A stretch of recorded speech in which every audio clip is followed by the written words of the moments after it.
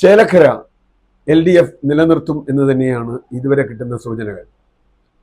9,000-നടുത്ത് ഭൂരിപക്ഷം ഇപ്പോൾ തന്നെ പ്രദീപിന് കിട്ടിയിട്ടുണ്ട്. ചേലക്കര ശക്തിയായ രാഷ്ട്രീയ പോരാട്ടം നടന്നൊരു മണ്ഡലമാണ്. എന്നിട്ടും UDFന് ജയിക്കാൻ കഴിഞ്ഞില്ല എന്നത് UDF ആത്മപരിശോധന നടത്തേണ്ട ഒരു കാര്യമാണ് എന്ന് തന്നെയാണ് ഞാൻ കരുതുന്നത്. അവരുടെ സ്ഥാനാർത്ഥി നിർണയത്തിൽ എന്തെങ്കിലും പ്രശ്നം പറ്റിയോ, സംഘടനാ സംവിധാനത്തിൽ മുമ്പുണ്ടായിരുന്ന പ്രശ്നങ്ങൾ വല്ലതുണ്ടോ, അക്കാര്യങ്ങൾ നമുക്ക് ആലോചിക്കണം. പക്ഷേ ഭരണവിരുദ്ധ വികാരമില്ല എന്ന് LDFന്റെ അവകാശവാദം അംഗീകരിക്കാൻ കുറച്ച് ബുദ്ധിമുട്ടുണ്ട്. കാരണം 2021 40,000-നോടടുത്ത ഭൂരിപക്ഷത്തിലാണ് K. രാധാകൃഷ്ണൻ അവിടെ നിന്ന് ജയിക്കുന്നത്, മന്ത്രിയാവുന്നത്. ഇപ്പോൾ എന്ത് പറഞ്ഞാലും ശരി, അത്രയും ഭൂരിപക്ഷം ഇനി LDFന് കിട്ടില്ല എന്ന കാര്യത്തിൽ ഒരു തർക്കവുമില്ല.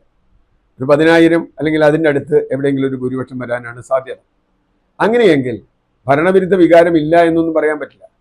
30,000 വോട്ടിൻ്റെ കുറവ് ഒരു നിയമസഭാ തെരഞ്ഞെടുപ്പിൽ ഒരു പാർട്ടിക്ക് ഉണ്ടായാൽ അവർക്കവിടെ വളരെ ശക്തിയുള്ളത് കൊണ്ടാണ് തീർച്ചയായും അവരവിടെ ജയിച്ചത്. പിന്നെ പ്രദീപ് താരതമ്യേന മെച്ചപ്പെട്ട ഒരു സ്ഥാനാർത്ഥിയാണ്, കോൺട്രവേഴ്സ്യലായ ഒരു സ്ഥാനാർത്ഥിയല്ല. രാധാകൃഷ്ണൻ ഇത് പറഞ്ഞപ്പോൾ വളരെ ശക്തമായി പ്രദീപിനൊപ്പം നിൽക്കുകയും രാധാകൃഷ്ണൻ പിൻവലിയുന്നോ എന്നൊരു സംശയമൊക്കെ അവിടുത്തെ ആർക്കുണ്ടായി. മാത്രമല്ല, മുഖ്യമന്ത്രി സ്ഥാനാർത്ഥിയായി രാധാകൃഷ്ണനെ ഒഴിവാക്കാൻ വേണ്ടി പാർലമെന്റിലേക്ക് വിട്ടതാണ് എന്ന പ്രചരണമുണ്ടായി. ഒരു ദളിത് വിഭാഗത്തിൽപ്പെട്ട SC വിഭാഗത്തിൽപ്പെട്ട ഒരു മന്ത്രി ഇല്ലാതായി എന്ന വിവാദമുണ്ടായി. ഇതെല്ലാം മറികടന്നുകൊണ്ടാണ് ജയിച്ചത് എന്നത് LDFന് ഒരു പരിധിവരെ അഭിമാനിക്കാവുന്ന കാര്യമാണ്. അത് പറയുമ്പോൾ പോലും രമ്യ ഹരിദാസ് വീക്കായൊരു കാൻഡിഡേറ്റ് ആണ് എന്ന വാദം അംഗീകരിക്കുമ്പോഴും ഏറ്റവും പ്രധാനപ്പെട്ട കാര്യം ശക്തമായ ഭരണവിരുദ്ധ വികാരം അവിടെ ഉണ്ടായി എന്ന് തന്നെയാണ്. 15,000 വോട്ട് മറിഞ്ഞിട്ടുണ്ട്. LDFന് കിട്ടിയ വോട്ട് ഇത്തവണ UDFന് മറിഞ്ഞതുകൊണ്ടാണ് ഭൂരിപക്ഷം ഇത്ര കുറഞ്ഞത് എന്നാണ് ഞാൻ കണക്കാക്കുന്നത്. രണ്ടാമത്തെ വിഷയം PV അൻവർ എന്ന കഥാപാത്രമാണ്. PV അൻവർ മണ്ടത്തരമാണ് കാണിച്ചത് എന്ന് അന്ന് തന്നെ ഞങ്ങളെപ്പോലുള്ളവർ വിലയിരുത്തി. കാരണം എന്താ, വലിയ തോതിൽ ആളെ പുറത്തുനിന്നിറക്കി പ്രകടനം നടത്തി NK സുധീർ എന്ന് പറയുന്ന ഒരു പഴയ കോൺഗ്രസ്സുകാരനെ പിടിച്ച് സ്ഥാനാർത്ഥിയാക്കി ആകെ ബഹളമയമായി അവിടെ. പക്ഷെ അതുകൊണ്ടൊന്നും ഒരു ഫലവും ഉണ്ടായില്ല എന്നാണ് നമ്മളിപ്പോൾ കാണുന്നത്.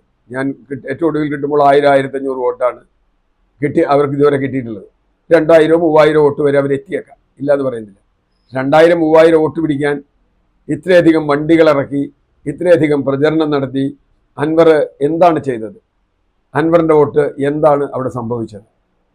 ചേലക്കരയിൽ BJPയുടെ വോട്ടിലുണ്ടായ കുറവും പരിഗണിക്കപ്പെടേണ്ടതാണ് എന്നാണ് ഞാൻ കാണുന്നത്. അങ്ങനെ ഒരു വാദം CPM ഉന്നയിച്ചിട്ടുണ്ട്. CPMനെതിരായി കോൺഗ്രസ് ഉന്നയിച്ചിട്ടുണ്ട്. എന്താ കാര്യം?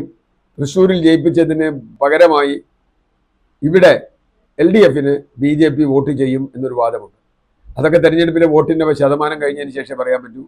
BJPക്ക് എത്ര വോട്ട് കുറവുണ്ട്, CPMന് എത്ര വോട്ട് കൂടുതലുണ്ട്, UDFന് എത്ര വോട്ട് കുറവുണ്ട്, ഇതൊക്കെ പരിശോധിക്കണം. ലോക്സഭാ തെരഞ്ഞെടുപ്പിൽ വേറൊരു രാഷ്ട്രീയ കാലാവസ്ഥയാണെങ്കിലും അന്ന് 5,000 വോട്ടിനാണ് K. രാധാകൃഷ്ണൻ ചേലക്കര അസംബ്ലി മണ്ഡലത്തിൽ ലീഡ് ചെയ്തത്. ഏതായാലും ഇത് ഇനിയും വരുംകാലം ഒരുപാട് ചർച്ചകളിലേക്ക് ചേലക്കര നയിക്കും എന്ന് തന്നെയാണ് നമുക്ക് കാണുന്നത്.